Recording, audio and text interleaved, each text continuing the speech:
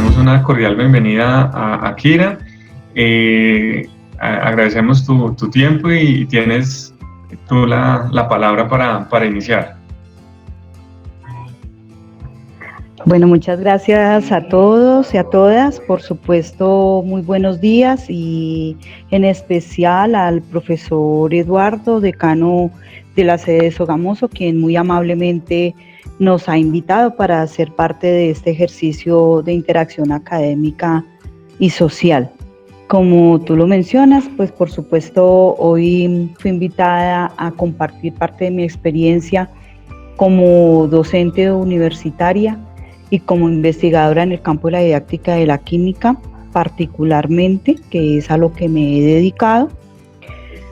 En el escenario de pensar la evaluación, estuve escuchando precisamente la charla del profesor Camilo, que fue para mí maravillosa y un abrebocas fantástico porque creo que toma una serie de elementos que nosotros siempre sabemos que están presentes, no necesariamente los recordamos, y en el que efectivamente emerge la cuarentena de la escuela. Yo creo que mientras hacen los compañeros y las compañeras una pausa, se ponen de pie, van, toman su café o su agua o lo que desean, que eso lo permite precisamente por no solo ser los que dirigen la charla, no hay ningún inconveniente. Yo creo que pues hoy voy a tratar de hacer algunos aportes precisamente en la línea de diseño curricular y evaluación de conceptos. No tomaré absolutamente todo lo posible, creo que lo que hicimos fue elegir con el compañero Rubén y la compañera Ruby algunos elementos que consideramos pueden llegar a ser de utilidad para todos nosotros. Por supuesto no tenemos la última palabra, ni mucho menos. Lo que sí estamos convencidos es que este es un ejercicio de construcción permanente y en el que me uno de manera muy significativa a lo que mencionaba el conferencista anterior, que tiene que ver precisamente con los ejercicios de poder que ingresan al aula de clase y que difícilmente nosotros los reconocemos. Pretendemos invisibilizarlos precisamente para darles la connotación de correctos, estructurados, perfectos quizás, y eso no nos hace culpables. Somos herederos de más de 500 años de educación como historia y de construcción de esa educación para un ideal de ciudadano que emerge en cualquier ejercicio educativo. Entonces, cuando yo hablo de precisamente una escuela en pandemia o una escuela en cuarentena, es porque la escuela fue encerrada en 4 paredes y pensarla por fuera de ella, incluso a nosotros nos cuesta trabajo porque sentimos, como lo decía nuestro conferencista anterior, el temor al cambio y no sabemos qué hacer con él. La magia del cambio es la aventura de lanzarse al vacío y saber qué va a pasar. Entonces, en ese orden de ideas, yo creo que voy a darle paso a mi presentación. Espero no extenderme mucho, sino que pueda precisamente poder dar el espacio a los comentarios y a las charlas y a las inquietudes y aportar, como mencionaba, en nuestro interés de trabajar y pensar la educación en el aula en las condiciones actuales. Entonces, sin más, voy a compartir pantalla y ya iremos charlando, ¿vale? Muchas gracias. Perfecto, te escuchamos bien, ahí yo te confirmo si vemos la presentación y demás. Si de pronto llegan a no escucharme o a no verme, por favor me indicas. De todas maneras no estamos exentos a que en algún momento tengamos alguna dificultad con la conectividad. Tenemos que acostumbrarnos a ellos y a tratar de no sufrir mientras lo resolvemos. Perfecto, perfecto. Ahí ya ahí estamos pendientes. Ok.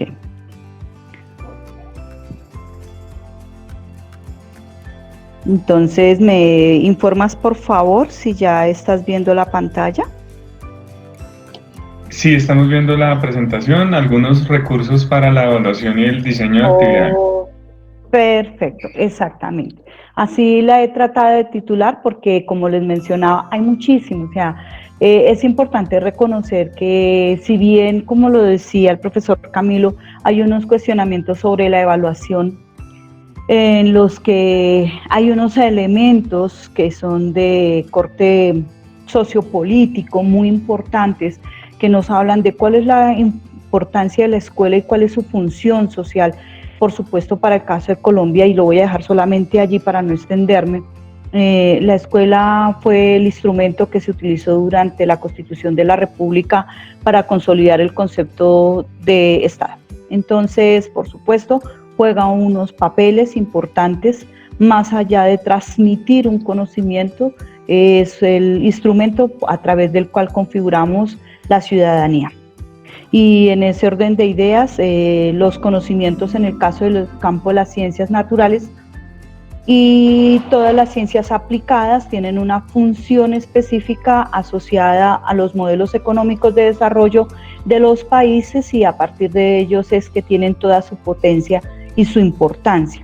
Entonces, por supuesto, el concepto de evaluación es un concepto económico en el que tampoco me voy a extender, y tiene que ver con el concepto de calidad.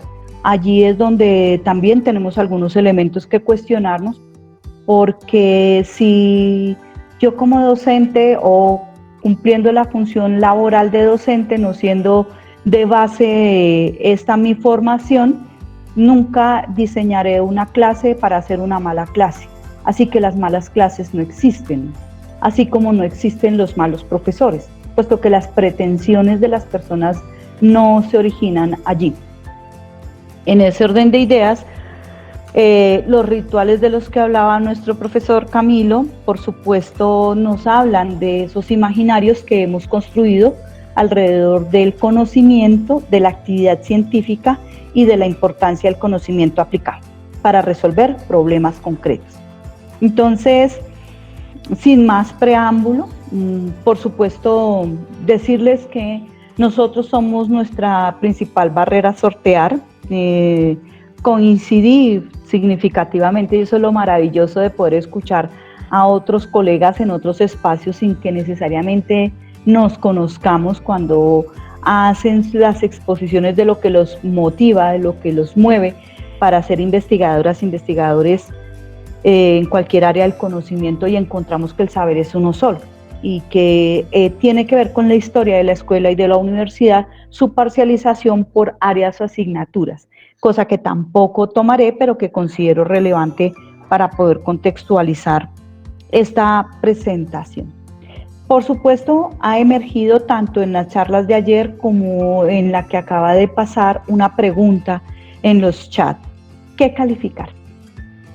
Creo que esa pregunta es una pregunta que necesitamos desmitificar. Y lo digo de esta manera porque cuando yo califico estoy emitiendo un juicio de valor. Y en ese orden de ideas, pues los juicios de valor califican o descalifican. Y están estrechamente asociados, lo sepamos o no, a los estereotipos que hemos configurado a través de nuestra propia experiencia personal sobre quién es, qué hace y qué debería hacer el otro. Entonces, este es un elemento bien interesante que podemos revisar, y en el que aquí de base hay una invitación, y es a repensarnos en otro escenario. He comenzado con este tema de los entornos inteligentes de aprendizaje, puesto que, como lo decía el profesor Rubén en su intervención de ayer, todos los recursos tecnológicos son recursos para la mediación. Es lo que usamos para, no son el fin del aprendizaje. Y ese fin del aprendizaje le corresponde, y es su responsabilidad, al maestro o a la maestra. Y siempre me van a escuchar hablando de los dos, no porque desconozca las reglas del castellano, sino porque es una posición política de mi parte. Entonces, en el reconocimiento de los otros como esa otredad que nos hace distintos, no diferentes, distintos. Y es allí donde el elemento de la motivación cumple un papel fundamental y en el que nosotros suponemos que las personas que ingresan a las aulas de clase se han motivado autónomamente. Y no, y eso está estrechamente relacionado con el concepto de miedo y con el concepto de trampa. Precisamente como mi trabajo está estrechamente relacionado en los últimos 15 años a la investigación en didáctica de las ciencias en general y de la química en particular, para nadie es desconocido, y mucho menos para mí como investigadora, que hay una fractura en las actitudes y en las aproximaciones y desempeños de los estudiantes después de 9º grado, y que por supuesto se trasladan a la universidad. Uno supondría que cuando los estudiantes llegan a la universidad y están en primer semestre, todos ellos están convencidos de aprender química como un escenario científico. Lo que nos muestra la experiencia es que no hay tal, porque uno supondría que los estudiantes que llegan con un nivel ideal de conocimientos en el que pueden resolverlo absolutamente todo. Y como les digo yo a mis estudiantes en investigación, el título de un estudiante de bachiller, así como el título de un estudiante de pregrado o de posgrado, no es suficiente para superar todas aquellas dificultades que por alguna razón nos pudo sortear. Entonces, aquí como didacta y como pedagoga, digo, existe el santo de la pedagogía y se llama Ausberg. Y Ausberg lo que menciona es que indáguese lo que el estudiante sabe y en consecuencia enséñese. Es decir, no suponga, parta del ejercicio del diagnóstico, indique a sus estudiantes qué requiere, cuál es la meta de aprendizaje y cuál es la posible ruta para alcanzarlo, porque estos son elementos declarados en la evaluación que permiten cumplir su función ética y de utilidad, que son dos elementos importantísimos en la evaluación y en el diseño curricular. Entonces, claro, cuando hablamos de ello, la preocupación de las profesoras y de los profesores es la trampa. Pues como lo decía el conferencista anterior, en los ejercicios de asimetría del poder es muy claro. Háganle la pregunta a sus estudiantes solo por jugar. Pregúntele a un estudiante si saben quién es el profesor. Y la respuesta va a ser sí. Claro, la marca cultural existe, las marcas en las arquitecturas de las aulas existen, por eso el escritorio es una marca cultural que te ubica en un territorio al cual los estudiantes no ingresan. Aquí, en estos entornos de aprendizaje inteligente, esta marca se desdibuja un poco, excepto por los ejercicios de evaluación. Entonces, cuando hablamos de esto, estamos diciendo que necesitamos desarrollar o construir un ambiente. Y ese ambiente exige unas metodologías, exige una contextualización teórica, social, existe unos ejercicios de seguimiento, necesitan tener lo que se denomina en términos teóricos una arquitectura distribuida y que por supuesto tiene que ver con la adaptación no solamente del estudiante. Quizás por mi propia experiencia puedo decir que quien le da la confianza al estudiante es el profesor.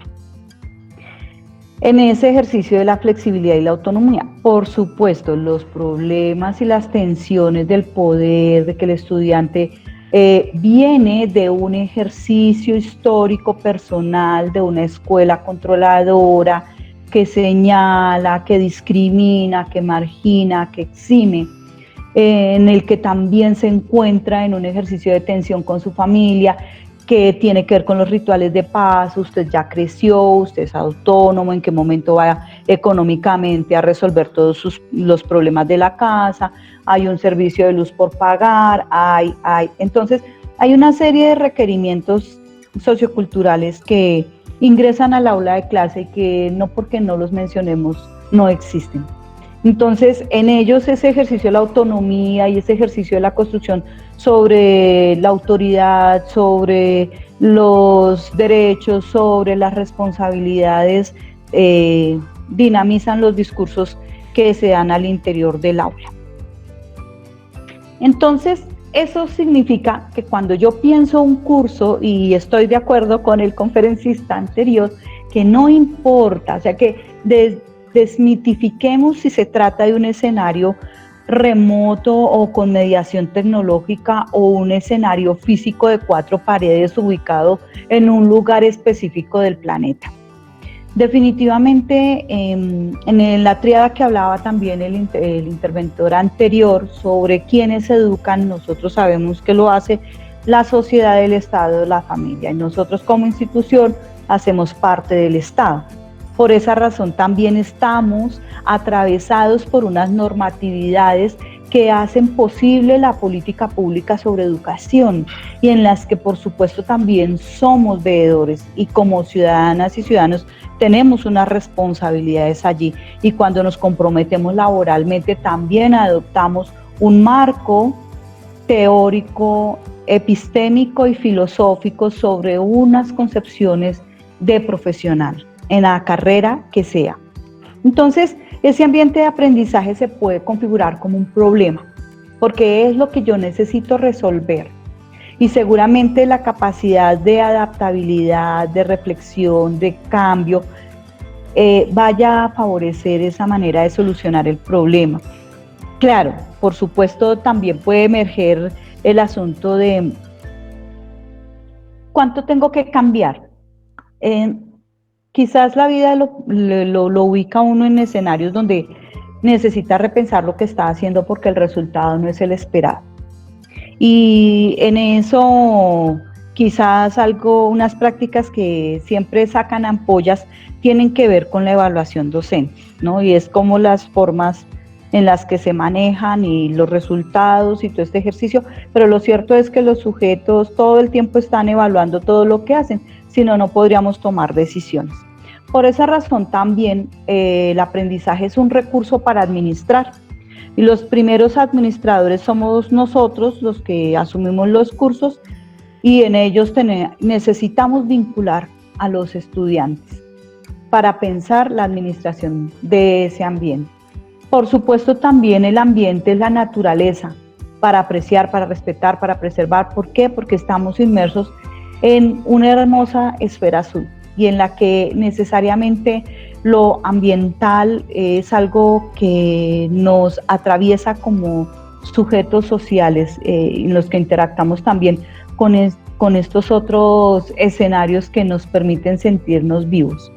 Como biosfera para vivir juntos por mucho tiempo y por supuesto pues aquí está relacionado todo el desarrollo sobre la espiritualidad y también sobre la concepción de la vida, la muerte, del tú, del mí, del complementario, del alter ego y todos estos escenarios teóricos que tampoco voy a profundizar. Y cuando hablamos del ambiente de aprendizaje como un escenario comunitario es porque estamos diciendo que somos una comunidad y al ser una comunidad tu voz como la del otro también es muy importante. Y eso lo recogen muchos de los modelos y de las corrientes, tanto de aprendizaje, pedagógicas y de la evaluación también. Entonces, vayamos entrando en materia. Cuando nosotros pensamos la evaluación para las ciencias naturales, decimos lo más importante en cualquiera de los campos, llámense ingenierías, llámense ciencias básicas, llámense medicina. Lo importante es cómo resuelven problemas los estudiantes. El uso del conocimiento. Esa función utilitaria del conocimiento, por supuesto, también tiene su propia historia y que pues no siendo en este momento el motivo de la charla, solamente lo dejaremos allí. Hay un esquema en la presentación que precisamente nos dice, nos movilizamos entre dos mundos, el mundo teórico y el mundo real. Y entre ese mundo teórico y el mundo real emerge la historia de cada campo del conocimiento.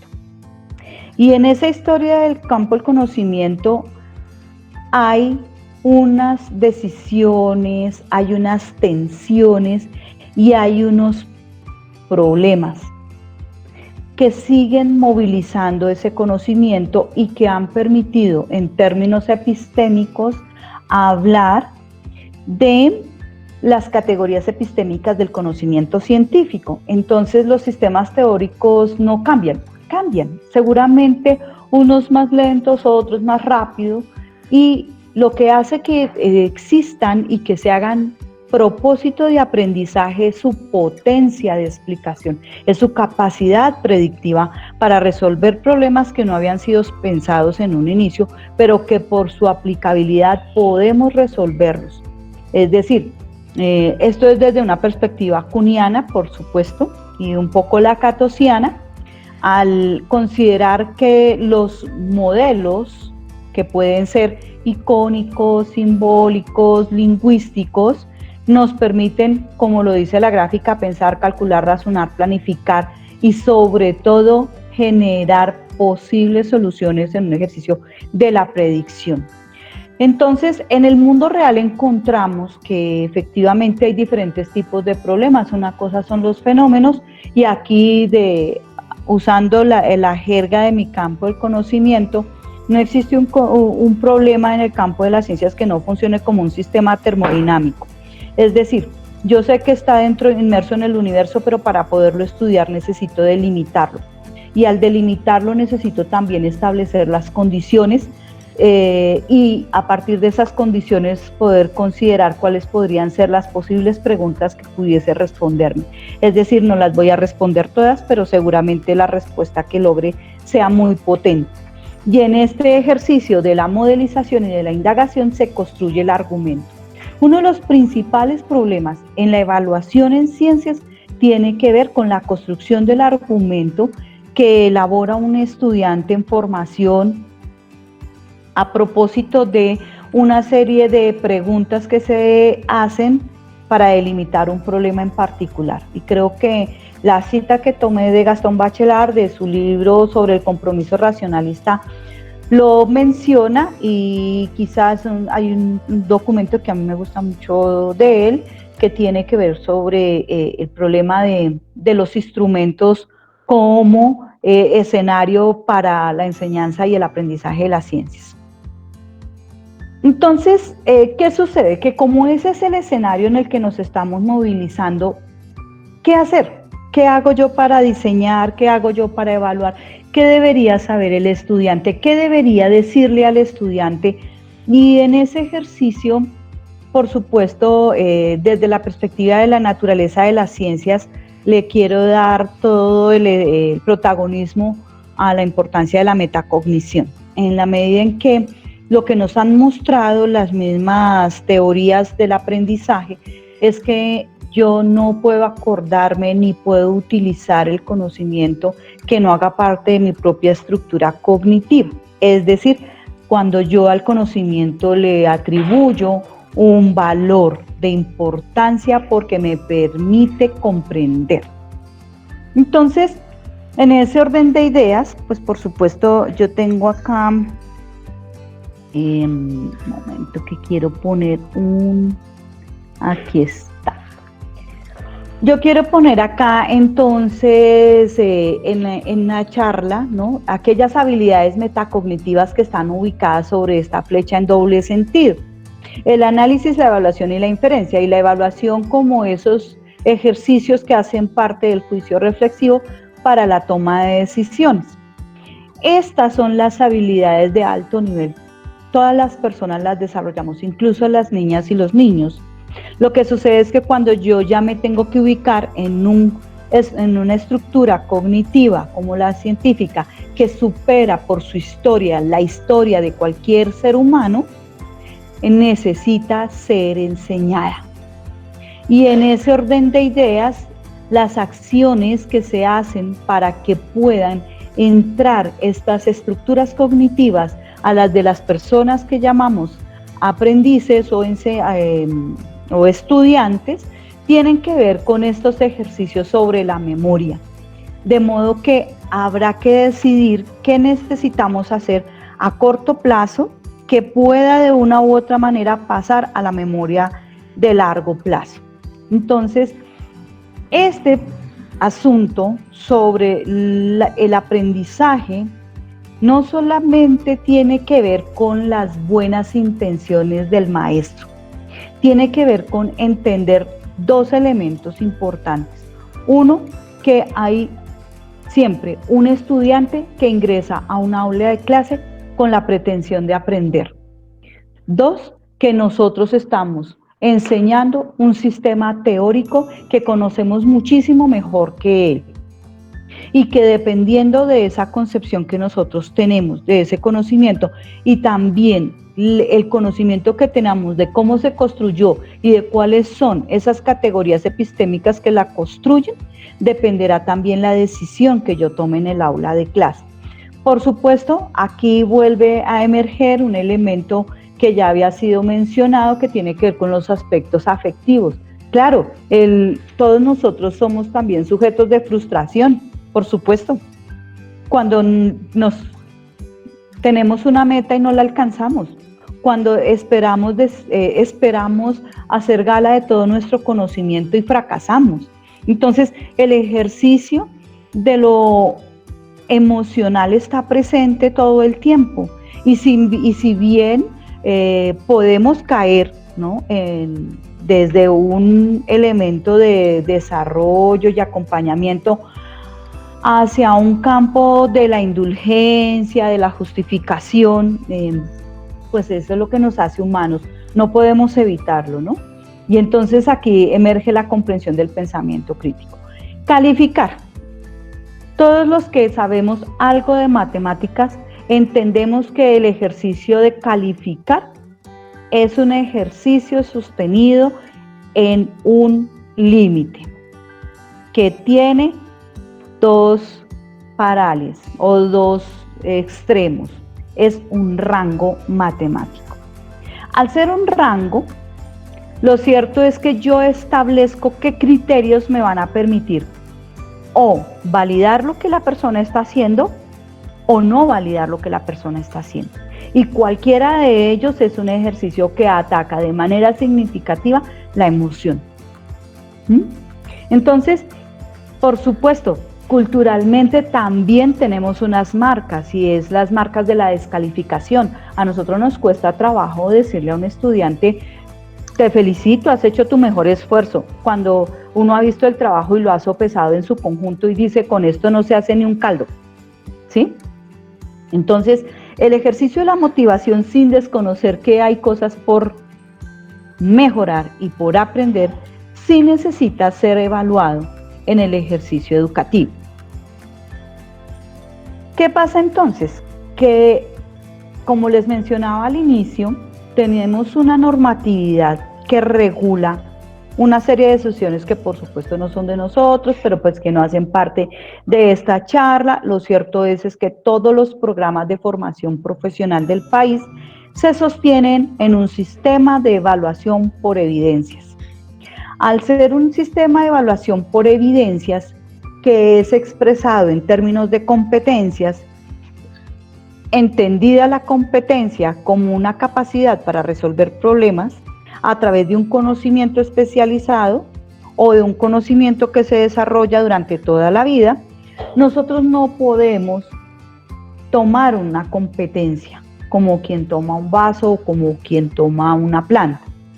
Lo que sucede es que las competencias se expresan a través de habilidades que se pueden medir como objetivos por su redacción, dado que permiten identificar cuáles son esas acciones que hace el estudiante o que hace la persona y que me están sugiriendo un avance en el desarrollo de las competencias.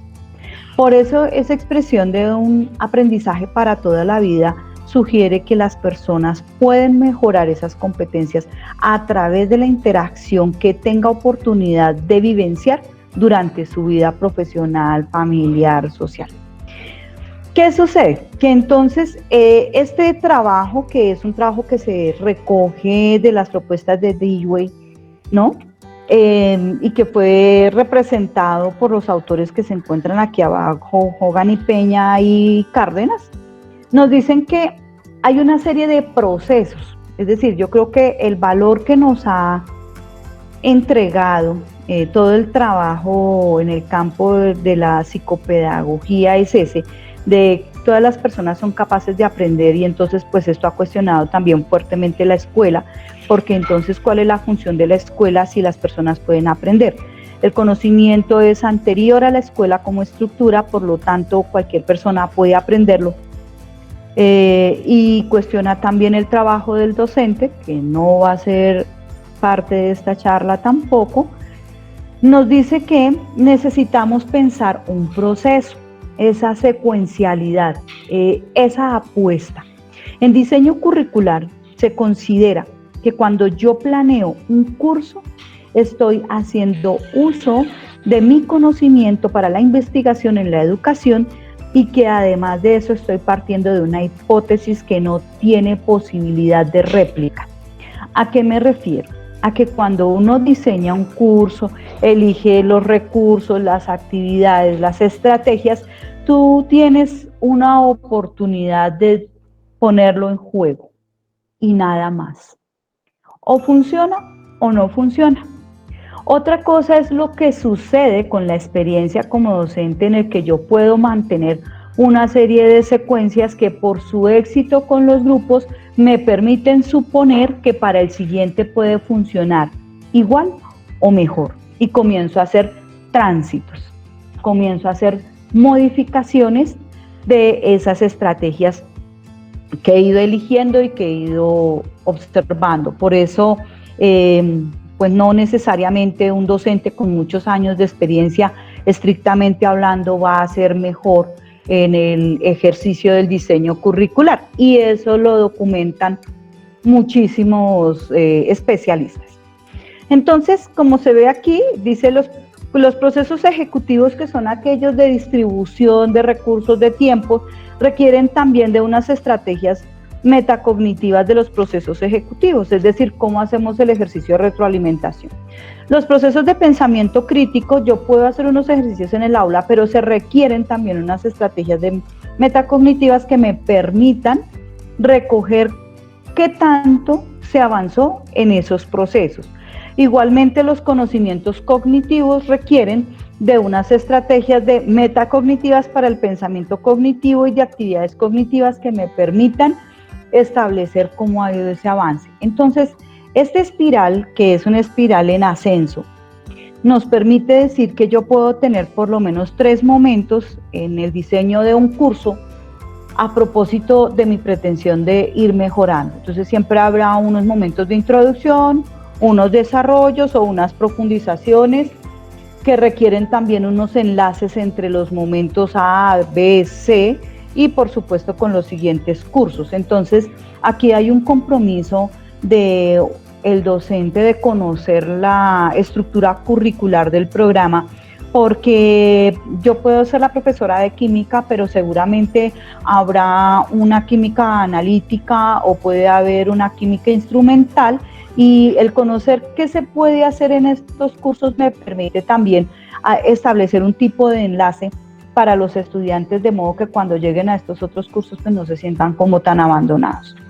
¿Qué sucede? Que eso significa que en términos de evaluación transitamos siempre en los 2 modelos.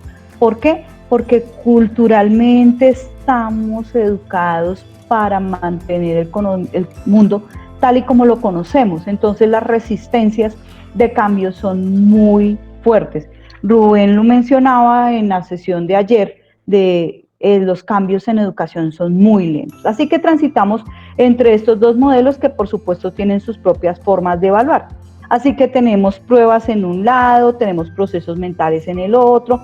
¿Y qué sucede? Que la imagen que tú tienes de educación y de profesor, y si por ejemplo la vida te puso para ser profesor en aula de una carrera en específico y que no fue tu base, por lo general lo que tú haces es replicar ese modelo educativo del que eres producto.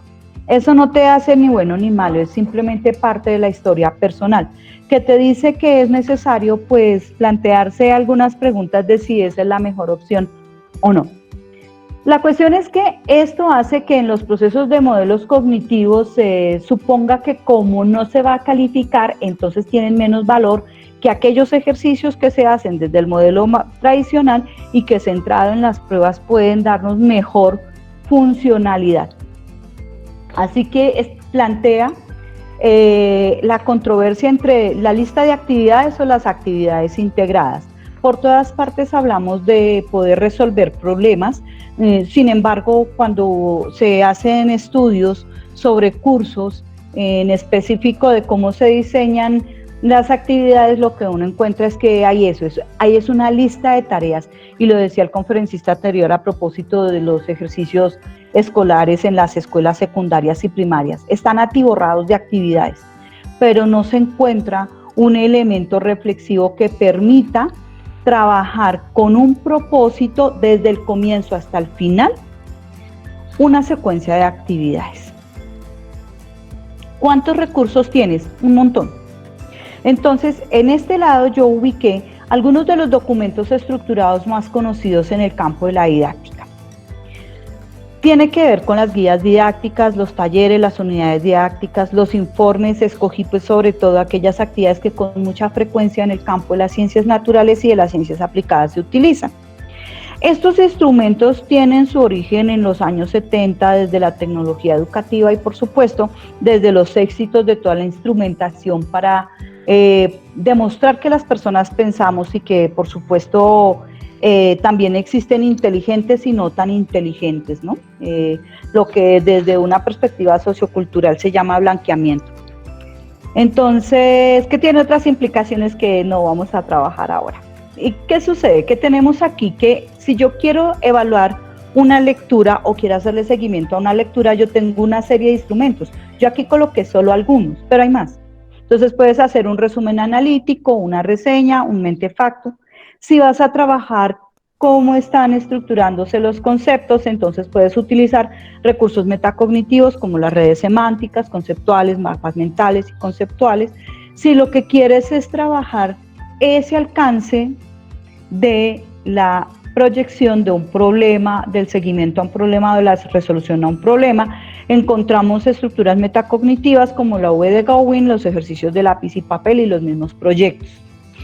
Si lo que quieres es hacer un seguimiento a la escritura,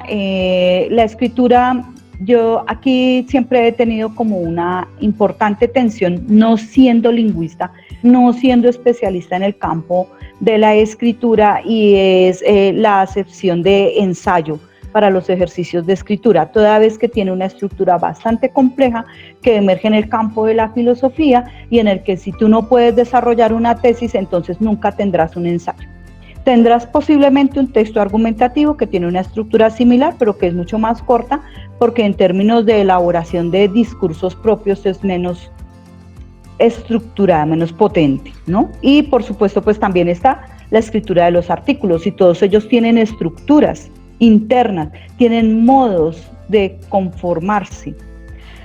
Los cuestionarios abiertos y cerrados o estandarizados, de los que habló el conferencista anterior, que nos permiten pues también establecer una manera de construirlos, no porque haces una pregunta entonces ya tienes un cuestionario, sino que ellos requieren también de una organización previa, que se puede hacer a través de cuadros comparativos, se puede hacer a través de cuadros sinópticos, de diagramas, pues porque exigen unas categorías en las que yo tengo que establecer específicamente qué es lo que me interesaría averiguar.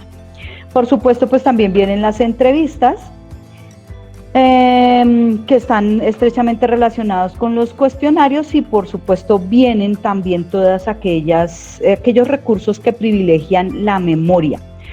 Los recursos que privilegian la memoria son aquellos que están sostenidos sobre aparejamientos, como las sopas de letras, los crucigramas, y en ellos realmente nunca vas a pasar a un nivel de comprensión cognitiva más alto, puesto que están sostenidos sobre la memoria. Entonces, cuando tú complete la siguiente frase, elabore coloque las palabras en el orden correcto. Todo esos son ejercicios que privilegian principalmente la memoria. ¿Que son necesarios? Sí, pero que serán suficientes, pues no sé. ¿Qué evaluar de un problema? Bueno, de un problema se puede evaluar interés por una situación problemática, un estudio cualitativo de la situación, cuáles son las hipótesis que lo fundamentan, cuáles son las estrategias que se usaron para resolverlo, cómo se hizo esa solución, si los análisis de los resultados se corresponden con la triangulación de la información, qué tipo de perspectiva se está utilizando a propósito de si se trata de una problemática o si se trata de un problema técnico, un problema instrumental que también tiene una importancia, sobre todo en el campo de las ciencias aplicadas. Elaborar un documento tipo memoria, que significa escribir los famosos informes. En ese orden de ideas uno se termina preguntando, entonces, ¿cuántas cosas tengo que hacer? ¿Cuántos ejercicios por hacer? Y entonces me devuelvo un poco a lo que mencionaba al comienzo. ¿Cuál es tu concepción de actividad científica? O sea, si tú como profesora en el campo de las ciencias básicas o de las ciencias aplicadas no tienes una claridad sobre lo que es la actividad científica y lo que se requiere en ella, que tiene que ver con los grupos de investigación, que tiene que ver con una serie de cosas, entonces, al menos puedes distinguir las categorías epistémicas. Es decir, tu campo del conocimiento en el que eres especialista tiene solo teorías, tiene teorías, leyes y principios. ¿Cuáles son las leyes? ¿Cuáles son los principios? ¿Qué tipo de representaciones científicas se han ido elaborando a través del tiempo? ¿Cuáles sirven para qué? En el campo de la química, que es mi especialidad, por ejemplo, todo el mundo dice, no, dejemos elemento, compuesto, mezcla para primeros grados porque eso es lo más simple. No es posible. No es posible porque yo tengo que tomar una decisión sobre cuáles son los modelos representacionales a través de los cuales voy a explicar. Porque seguramente si yo cambio el sistema teórico, también me cambia la explicación. Y a través del tiempo han ido cambiando. Además, porque se trata de preguntas de la filosofía de las ciencias. Entonces, estamos hablando de un sistema ontológico, no de un fenómeno natural. ¿Cuáles son las competencias científicas relevantes en la carrera? Es decir, ¿cuáles son las apuestas desde el proyecto curricular? ¿A qué le están apuntando? Porque eso también me dice hacia dónde necesito llevar a mis estudiantes.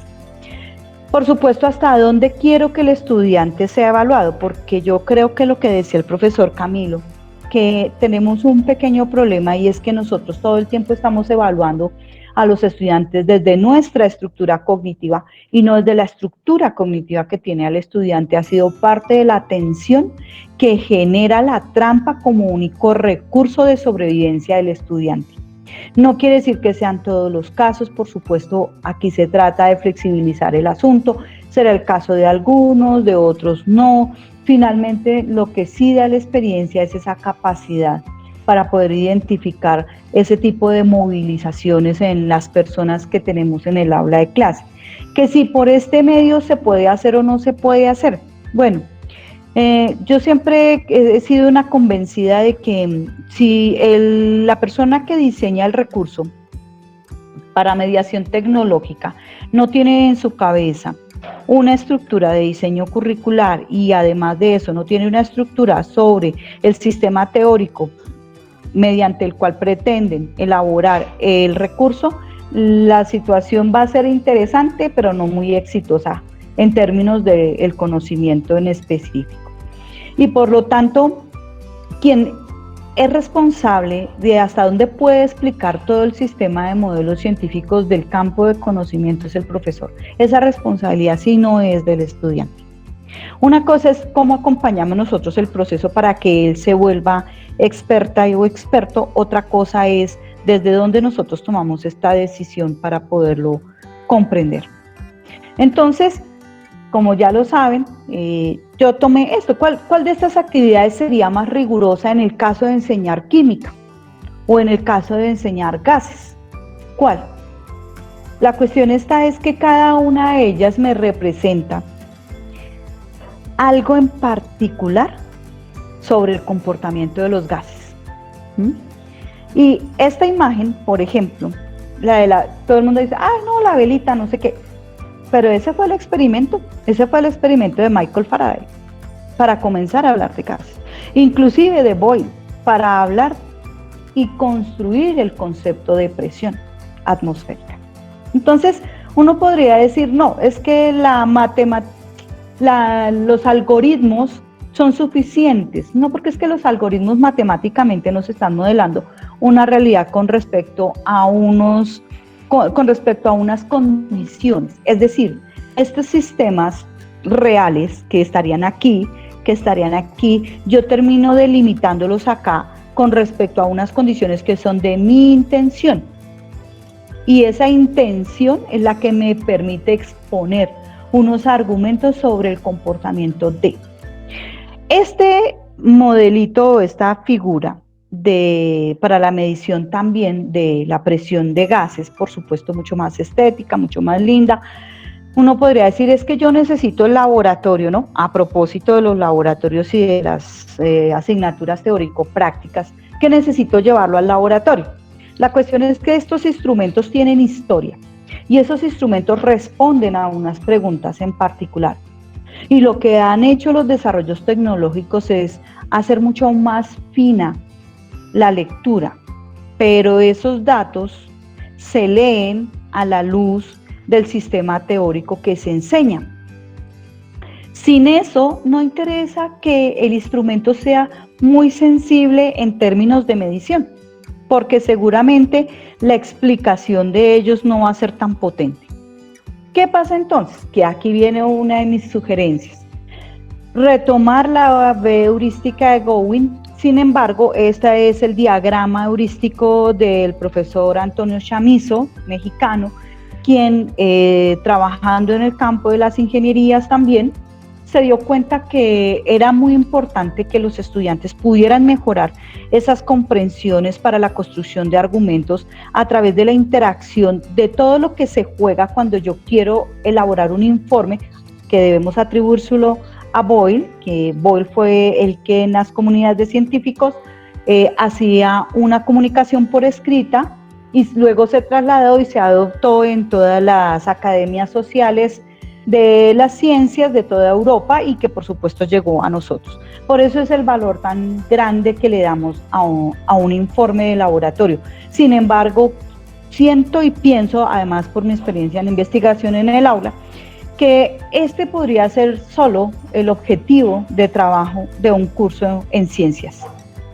En la medida en que este diagrama me permite organizar un informe de laboratorio, me permite organizar un proyecto de aula, si es mi intención, me permite organizar el planteamiento de una propuesta de investigación, si lo estoy pensando en términos investigativos, es decir, la complejidad de lo que yo puedo hacer con ellos va a depender de la experticia que tenga en el uso del recurso. Por supuesto, cuando uno comienza, también es cuidadoso, es cauteloso, y eso está muy bien, de cómo va funcionando. Yo llevo trabajando con el diagrama heurístico 10 años, no 8 días, y por lo tanto lo que conozco y la potencia que defiendo es porque hice tanto ensayos de éxito como ensayos que fracasaron. Tiene estos 5 elementos: pensar, hacer, preguntar, respuesta, hechos. ¿Qué sucede? Que esto se puede evaluar y está publicado, es decir, yo no necesito inventarme el agua tibia.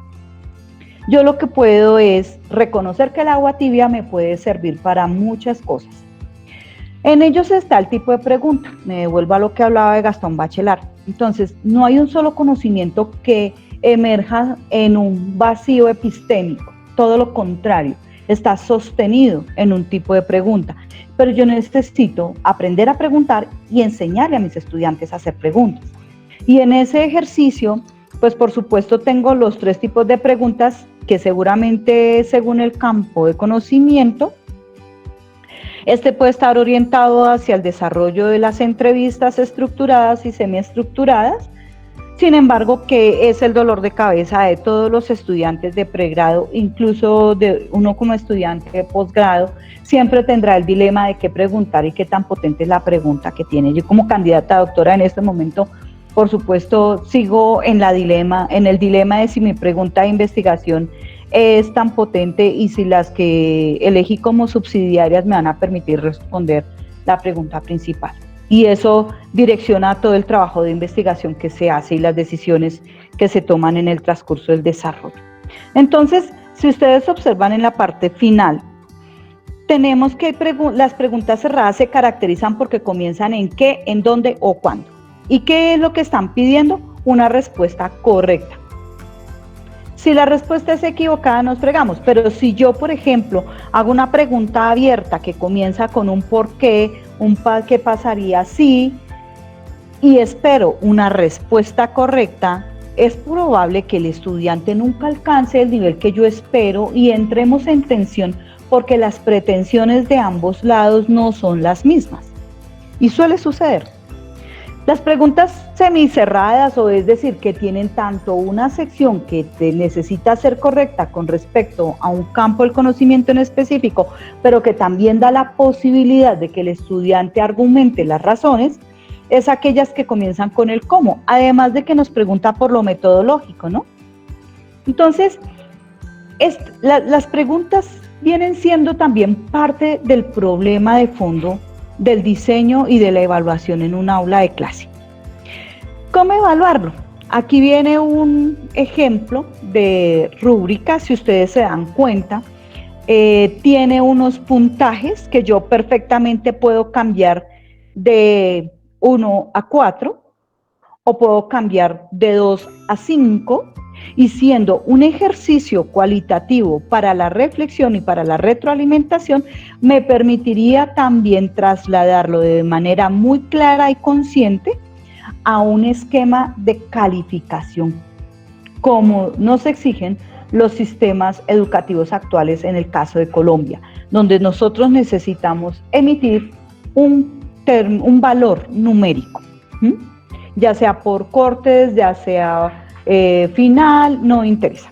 Porque, ¿qué sucede? Que cuando yo expongo este tipo de características de entrada en un aula de clase y los estudiantes tienen la posibilidad de hacer cuanta pregunta se les ocurra en el momento en que yo lo estoy socializando, hay un ejercicio declarado de la evaluación. Y al ser un ejercicio declarado, por supuesto, ellos también tienen a veces amnesia colectiva, individual, profesora, ¿a qué horas? ¿Cuándo? ¿Por dónde? ¿En dónde? ¿Cómo fue? ¿Dónde fue? Bueno, disminuye muchísimo la atención porque tanto el estudiante sabe qué le vas a evaluar y yo sé cuál es mi meta para la evaluación. Entonces, si han podido leer un poco, aquí habla de los hechos, de los conceptos, ¿no? En lo metodológico si lo hay, si no lo hay, y por supuesto cómo es la conclusión. Esta conclusión puede ser larga, puede ser corta. Yo puedo utilizar el diagrama en una hoja de papel de 1 metro, puedo usarla en hojas con el mismo orden, es decir, las formas de trabajo realmente pueden variar muchísimo. Esta diapositiva que les estoy presentando es el resultado de un ejercicio de reflexión de una tesis de pregrado en la que utilizamos el diagrama heurístico de Chamizo para enseñar química. Entonces, ¿con qué nos encontramos? Que a los estudiantes, por supuesto, como les digo, yo vengo trabajando hace 10 años con ellos y en el ejercicio he cambiado algunas cosas, hay otras que no, pero creo que es muy importante en la medida en que esta sección, que si nos devolvemos un poco en la diapositiva anterior, es esta, donde tenemos el pensar y aquí tenemos el hacer, ¿no? Nos dice, aquí está la teoría, esos principios generales que orientan la búsqueda de información y que explican por los eventos que se exhiben en lo que se observa. ¿Qué sucede? Que esos principios que hacen parte de las teorías son enunciados que relacionan conceptos y representaciones científicas. que como les digo pueden ser palabras, pueden ser algoritmos, pueden ser imágenes. Por ejemplo, los diagramas de proceso en ingeniería que orientan la metodología para mejorar procesos, por ejemplo en la ingeniería industrial, son un modelo en sí mismo. Mientras que ese mismo diagrama en un informe en química solamente me está diciendo paso a paso, las tensiones van a cambiar. ¿Qué es lo que sucede? Que en este dominio conceptual yo puedo utilizar mapas conceptuales, puedo utilizar redes semánticas, puedo colocar las fórmulas, puedo colocar, es decir, todos los recursos para la metacognición pueden estar en esta sección de lo que llamamos el dominio conceptual, porque es lo que me permite decir cuál es ese sistema teórico que estoy aceptando como válido para resolver problemas en un campo específico del conocimiento. La pregunta a resolver, claro, la pregunta es todo, la pregunta me orienta a qué consultar, la pregunta me orienta hasta dónde ir, la pregunta me orienta a cuál es ese dominio metodológico, es decir, en términos de técnicas, en términos de protocolos, en términos de posibles resultados. Por supuesto, aquí se construyen las afirmaciones sobre el conocimiento, claro, porque es que yo tengo que elegir qué decir. Yo no puedo decir todo lo que encontré, aquí elijo qué decir. Aquí entonces yo puedo documentar a través de fotografías, puedo documentar a través de tablas, a través de gráficos, a través de organizadores de registros como las matrices, ¿no? ¿Por qué? Porque estoy tratando de documentar cuál fue el fenómeno o el evento que me interesó y en qué sentido me interesó. Aquí abajo vienen los eventos o los hechos. Este es quizás el punto más difícil de construir. Toda vez que, ¿qué es un hecho? Pues es donde yo delimito la observación, lo que me interesa revisar, lo que me interesa mirar, el comportamiento de una sustancia en unas condiciones A, B o C. ¿Cómo entonces se comportó el equipo? ¿Qué sucedió con el protocolo A o B? ¿Sí? Y finalmente, aquí en el centro, que es donde se coloca la respuesta a la pregunta, que es la construcción del argumento, yo el argumento no lo puedo construir solamente desde la teoría, porque yo necesito entrar a explicar este hecho que me recoge y me muestra este dominio metodológico y que desde aquí lo voy a justificar, pero también necesito aportar. Y es lo que nosotros evaluamos, el nivel de argumentación, cómo son los criterios de análisis, cuál es el nivel de análisis del estudiante, y entonces allí hablamos de un argumento de calidad.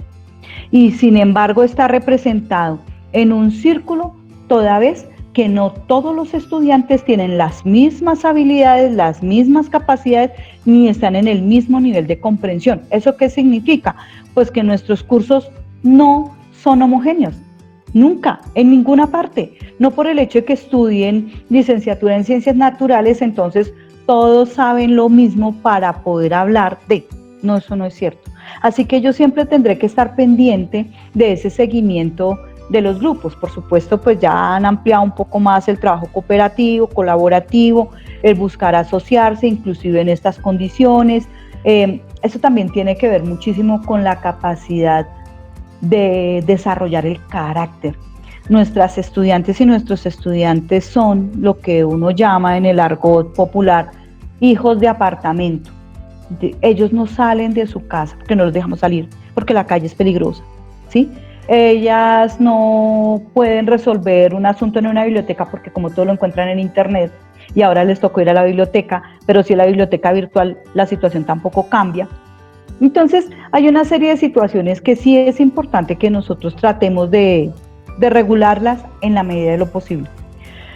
Aquí estos simuladores es una página de la Universidad de Colorado que, como su nombre lo indica, permiten hacer una serie de modelaciones de algunos sistemas experimentales que son ampliamente conocidos y que nos permitan también jugar con la resolución de problemas en el campo de las ciencias naturales y aplicadas. Así que allí estará, allí lo dejo, se pueden ampliar fundamentalmente. operan en inglés. Sí, sin embargo, yo sé que ustedes podrán hacer un muy buen uso de ellos y en los que en este momento, pues por supuesto, todos nos estamos enterando de todo el potencial de recursos de mediación tecnológica que hay en cada una de las áreas del conocimiento.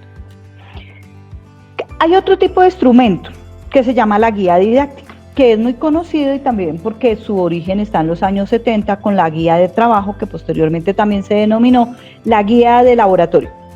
Pero estas guías tienen en su base un paso a paso. La cuestión está es en que el ciclo de evaluación también necesita verse reflejado allí. Si ustedes se dan cuenta, al utilizar los diagramas heurísticos del profesor Chamizo, para hacer un informe de laboratorio tenemos el ciclo de la evaluación, que en economía y en administración se llama el ciclo PHBA, que ustedes seguramente algunos son expertas y expertos en el tema, y en el que, como quiera que sea, ese ha sido un aporte hacia el campo de la educación, para sistematizar, para organizar, para reflexionar y para mejorar.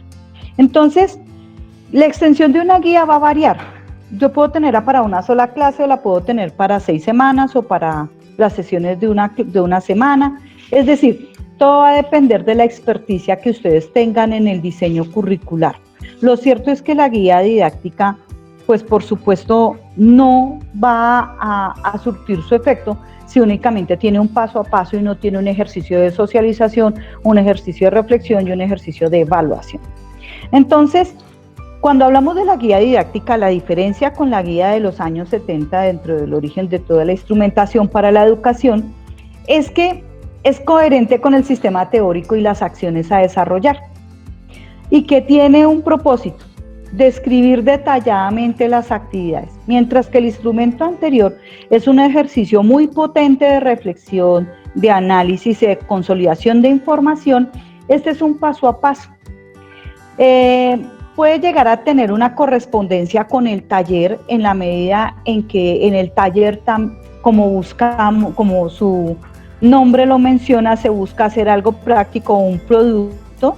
En la guía didáctica también se busca un producto. Este es un ejemplo de una guía diseñada para uno de mis cursos en los que tomamos como referente una película. Sin embargo, no nos sentamos a ver la película por ver la película, sino que los estudiantes deben establecer una información específica con respecto a unas categorías que a mí como profesor me interesa, porque es lo que va a mediar la socialización en un momento de edad. Esto sirve para ubicarlo en una plataforma Moodle, sirve para ubicarlo en una plataforma Edmodo o en Facebook o cualquiera de estos recursos o medios de socialización que se tienen ahora. ¿Qué sucede? Que entonces yo puedo utilizar una guía didáctica para hacer seguimiento de lecturas, de videos, de protocolos, de mapas, es decir, va a depender muchísimo de las pretensiones y las intencionalidades que se tengan en el curso y, por supuesto, decir e insistir que los momentos de socialización son relevantes, muy relevantes en estos ejercicios. ¿Qué pasa entonces si yo quiero hacer un seguimiento de todas esas actividades que ya diseñé, que ya pensé, en las que me esforcé, busqué documentación, actualicé la bibliografía? Las secuencias didácticas de aprendizaje es lo que se conoce como una unidad didáctica y que pueden también documentarse a través de estrategias como el portafolio. El portafolio es un diseño de organización para hacer seguimiento a las actividades en el que la importancia que cobra el estudiante es central, porque hacemos ejercicios reflexivos sobre la evidencia. ¿Qué pasa aquí? Por supuesto, si de pronto el profesor, en el miedo a que le hagan trampa, no entrega el ejercicio de lápiz y papel llamado parcial, después de haber dejado 200 ejercicios para que el estudiante consultara, aprendiera, porque es que tiene que aprender, no sabemos todavía cómo, pero tiene que aprender, ¿no? Muy respetable la postura, no la comparto, pero es muy respetable. Aquí ese parcial tiene que ir a la carpeta, porque eso es del estudiante y tiene que ver con la ética de la evaluación. Y también con mirar la utilidad del instrumento. Por supuesto hay que hacer ejercicios, y los ejercicios de lápiz y papel mínimamente deben ser de 3 niveles de complejidad. ¿Cuántos enseñas? Entonces eso también decide cómo hacer las clases orales. Las clases orales también se estructuran, también se organizan, también se sistematizan. Entonces, ¿cuántas actividades va a depender de tu tiempo? Yo creo que siempre es importante hacer el ejercicio exponencial. Si yo coloco 10 ejercicios a desarrollar individualmente y tengo 25 estudiantes, la matemática básica me dice que tengo 250 ejercicios para analizar, porque todos mis estudiantes deben tener la misma condición de retroalimentación del profesor. Yo no puedo elegir del primero el primer ejercicio, del segundo el tercer ejercicio, del cuarto el cuarto ejercicio, porque no estaría evaluando en la misma igualdad de condiciones. Entonces, si lo que necesitas son 3 ejercicios, pues ¿por qué no eliges los 3 ejercicios? ¿Por qué no diseñas los 3 ejercicios? ¿Y por qué no se hace un ejercicio de socialización de los 3 ejercicios? Hay algo muy interesante cuando uno trabaja con ejercicios, y es que uno puede plantear un ejercicio completamente resuelto de alto nivel de complejidad. Y cambia el diseño de la guía, porque ahora tienen que explicar por qué esa es la ruta y no otra. Y esos ejercicios de metacognición son bastante exigentes, muy exigentes, y sobre todo disminuyen la atención de la preocupación de cuántos ejercicios va a colocar el profesor para que yo pueda presentar mi parcial. Entonces, como les mencionaba, en la evaluación por competencias aquí hay un valor agregado, y es que esas notas cuantitativas tienen toda la justificación posible, no lo contrario. Profesor, es que y muchas de las demandas y muchos de los derechos de petición que llegan a los diferentes programas principalmente están sostenidos en que el estudiante no recibe la evidencia de retroalimentación, ¿sí? Y entonces pareciera que en el ambiente queda que el profesor toma decisiones de manera unilateral. Uno sabe que no es así, pero este tipo de metodologías permiten precisamente disminuir ese tipo de tensiones, que facilita también pasar de una calificación que va desde el profesor hacia el estudiante a hablar de los ejercicios de coevaluación, heteroevaluación y autoevaluación, en donde el estudiante no va a decir yo merezco 5 porque soy buena persona, sino que estamos diciendo que hay unos criterios de evaluación declarados desde el comienzo, y es sobre esos criterios de evaluación declarados desde el comienzo que va a hacer la autoevaluación el estudiante, en el que él también va a reconocer los esfuerzos, los seguimientos, los retos y las habilidades que desarrolló y en las que pudo potenciarse también al interaccionar con el conocimiento, con las guías y con sus compañeros. Entonces, ¿cuántas actividades va a depender de ustedes? Lo que sí es cierto es que esto sí se requiere hacer unas categorías. Dime. ¿Cómo hace uno los criterios de evaluación? Esta imagen, que no sé qué tanto la puedan leer, proviene de un documento que se llama Taxonomías de Bloom para la era digital. Es un trabajo de recolecta de Churches, en el que él hace una propuesta en el año 2000-2002 sobre cómo evaluar esas habilidades por mediación tecnológica. Yo creo que es muy apropiada para este momento, porque uno supondría que no es posible evaluar o otorgarle un valor al hecho de que el estudiante pueda conectarse por un correo electrónico o por el WhatsApp o entrar a una clase sincrónica por Meet. La cuestión es en que, así como a nosotros nos ha costado aprender, a ellos también. A mí la experiencia me ha mostrado que hay estudiantes que culminan su carrera y que, teniendo conocimientos generales en algunas asignaturas también ofrecidas por los programas para la mediación tecnológica, no saben usar la barra de trabajo de Word, por ejemplo, solamente para no ir más lejos, mucho menos utilizar un gestor bibliográfico en Word que tiene el recurso, mucho menos presentar un trabajo con con una serie de habilidades que les permitiría disminuir los tiempos de ejecución, por ejemplo, o hacer una presentación o grabar un video. Es decir, lo decía el profesor Rubén ayer también, ellos pueden tener el celular y pueden tener algunos recursos, y el profesor Camilo también lo mencionaba hoy, ellos se aproximan a estos recursos sin miedo. Y creo que eso también debe ser un recurso para que juegue a nuestro favor. Los estudiantes, cuando uno pide el favor, ellos le ayudan a uno. ¿Se burlarán? Sí, no importa. ¿Qué pasa? Que se burlen. Ya llegará el momento en que se cansarán, ¿sí? Pero ellos le ayudan a uno. Y además porque decía un profesor en mi pregrado, a mí no me interesa aprender a manejar la máquina de escribir. A mí lo que me interesa es poder organizar mis ideas. Escribir lo puede hacer otro.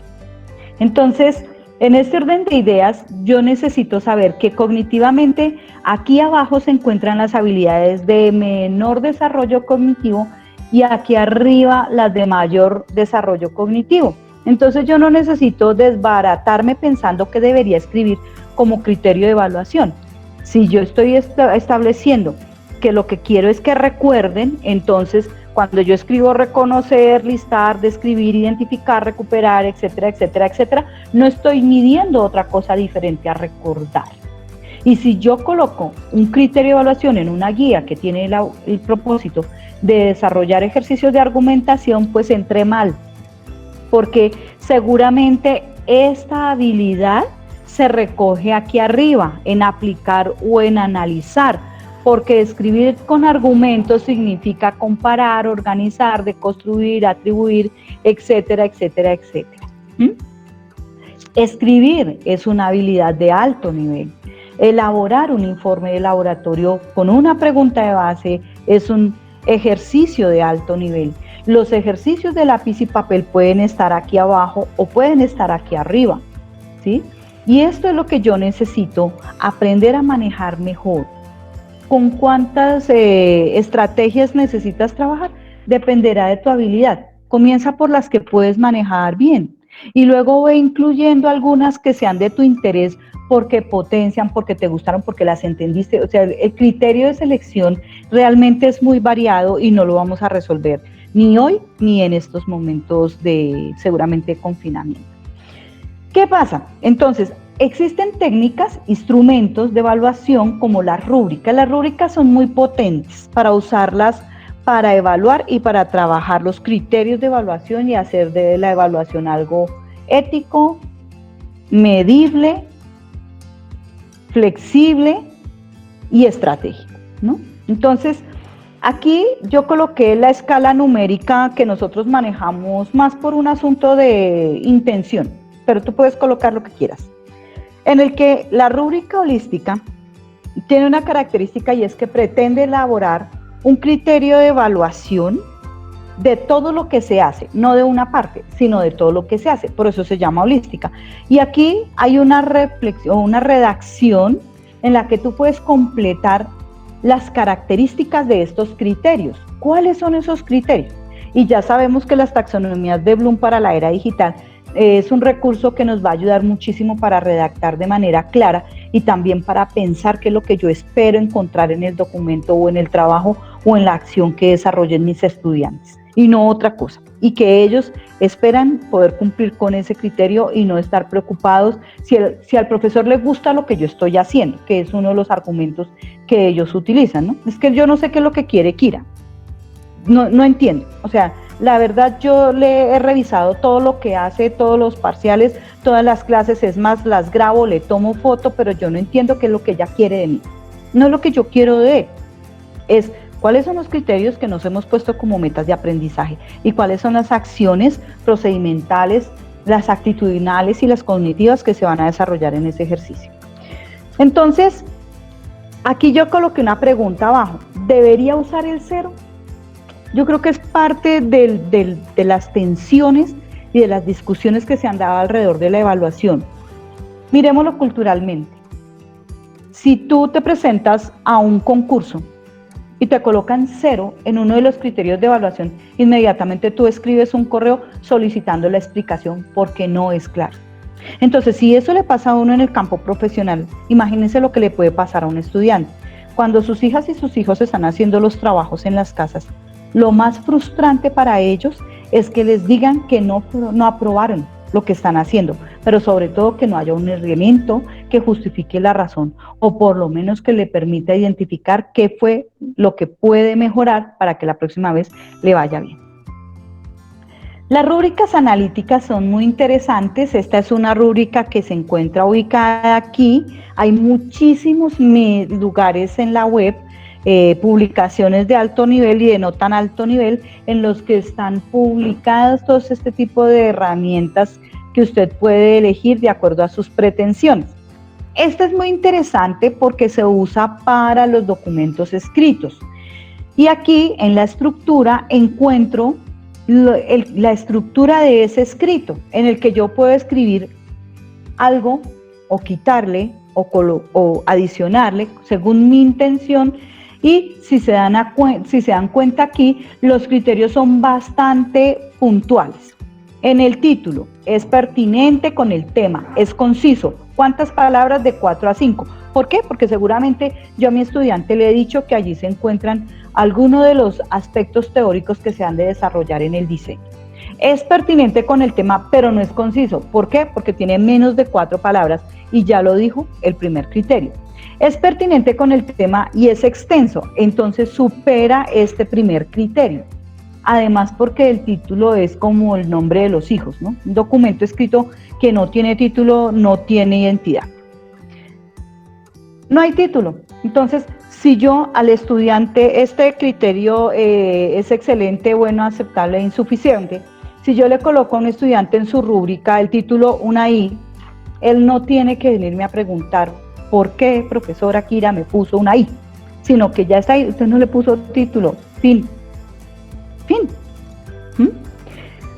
Y eso permite ese ejercicio declarado de la evaluación. Aquí hay otro tipo de rúbrica, personalmente no la uso mucho, pero pues de pronto para usted puede ser muy importante, y esta es una estructura de presentación, las rúbricas para juicios de valor. Analiza críticamente los juicios propios y ajenos sobre la realidad, el ser consciente de las consecuencias y las implicaciones de estos. En un espacio como ética y valores, seguramente va a ser de mucha utilidad, ¿sí? O nosotros queremos que se haga un ejercicio sobre la autogestión en el proceso de la autoevaluación, entonces poder establecer unos indicadores en los cuales el estudiante se puede autoevaluar también nos va a permitir incluso identificar situaciones de baja autoestima, ¿no? O sea, todos enfrentamos también algunas situaciones sobre los niveles de ansiedad, incluso ideaciones y estructuraciones sobre el suicidio de nuestros estudiantes universitarios, por muchísimas situaciones. No lo vamos a resolver, pero por lo identificar por lo menos nos permite ampliar o activar la red de protección a nivel universitario o en nuestra propia casa, con nuestros propios hijos. Es decir, ahí hay bastante tela que cortar. Entonces, finalmente, esto es lo que yo tenía para compartirles el día de hoy. Por supuesto, es un abrebocas. Creemos que estamos para eso, para pensarnos como colectivos académicos en los que también estamos invitados, estamos siendo convocados para generar procesos cooperativos y colaborativos. Yo vuelvo, insisto, agradezco muchísimo al profesor Eduardo su invitación, a la profesora Nidia Torres, la coordinadora de nuestro programa, porque ellos han visto algo en nosotros. Entonces ya abrimos para preguntas. Bueno, Kira, muchísimas gracias por tu presentación. Creo que las impresiones que generaron previamente alrededor de esta simulación se compensan bastante con tu charla. Seguramente seguiremos madurando pues estas sugerencias. Sería interesante de pronto ver ejemplos tuyos más adelante, digamos cosas aplicadas a todo lo que tú nos indicas, que nos ayudaría mucho y nos retroalimentaría en este proceso que nos inquieta tanto, que es el tema de la evaluación.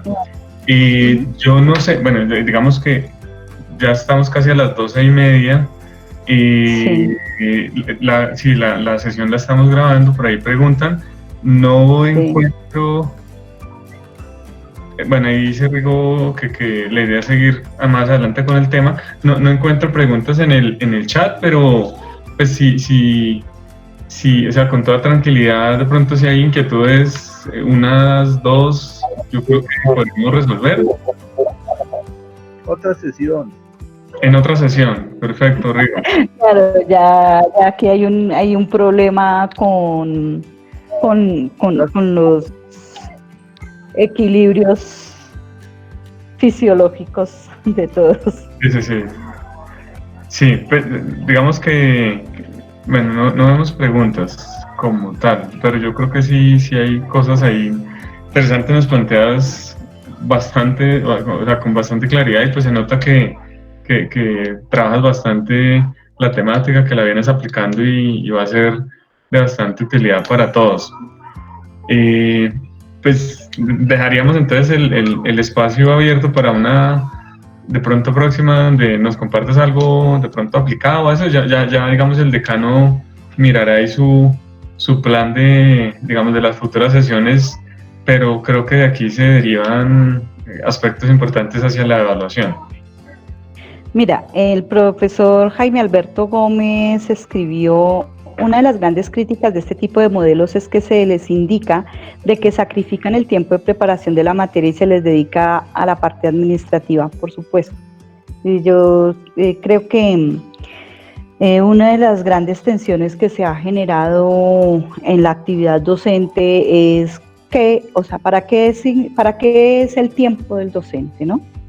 Y por supuesto lo podemos ubicar en los planes de trabajo y allí tendríamos también muchísimas situaciones que presenciar, precisamente porque hay un asunto sobre la gestión y la economía que está movilizándose allí. Sin embargo, lo cierto es que como en cualquier profesión, tú no dejas de ser profesional cuando sales del aula de clase. Y realmente trabajar, como decía el profesor Camilo, en la semántica del espacio y en la simbología del tiempo y del trabajo, tú necesitas aprender a organizarte. Al que le gusta sabe qué hacer y hará lo que tenga que hacer en el momento en que lo tenga que hacer, por supuesto. Este trabajo es un trabajo demandante emocional, física y académicamente. No interesa si tú eres profesora de medicina o de química o de lenguaje o de artes. En cualquiera de los casos siempre habrá algunos compromisos. Entonces, por supuesto, ¿mucho que decir? Sí, mucho que decir. Sin embargo, lo que buscábamos con estas intervenciones, y en los que seguramente la profesora Rubí mañana hará una exposición un poco más amplia sobre el diseño curricular, lo que buscábamos es eso, pensarnos un poco desde la realidad y desde lo que podemos hacer, y sobre todo hablar de lo que nos sirve. A todos los profesores algo nos funciona. No será todo, por supuesto, menos mal. ¿Se imagina uno sabio por el mundo? No, es importante darse la oportunidad siempre de estar en el ejercicio del aprendizaje y de ser estudiante, siempre, porque eso también nos permite posicionarnos en los roles y saber lo que puede suceder en la atención de la actuación social. Claro que sí. Bueno, ya está el enlace. Gracias. Ok, perfecto. Pues te agradecemos muchísimo de nuevo por tu tiempo y por tus importantes aportes. Digamos que quedamos muy agradecidos y en una próxima oportunidad pues seguiremos aprovechando todos tus aportes. Muchas gracias, de verdad, muchas gracias. Hasta una próxima oportunidad, que tengan buena tarde. Un abrazo para todos y que almuercen sabroso. Rico, sí. Muchas gracias, señora Kira. Muchas gracias. Extraordinaria, muy buena su presentación. Muy